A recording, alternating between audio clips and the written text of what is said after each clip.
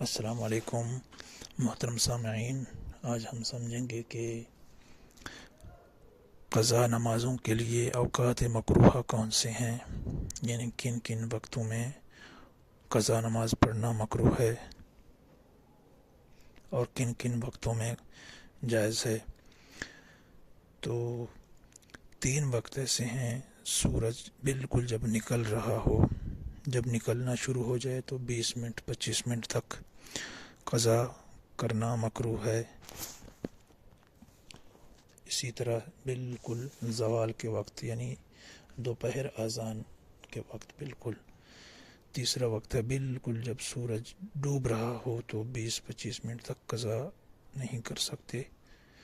اس کے علاوہ کسی بھی وقت قضا نمازوں کو پڑھنا درست ہے۔ جزاکم اللہ۔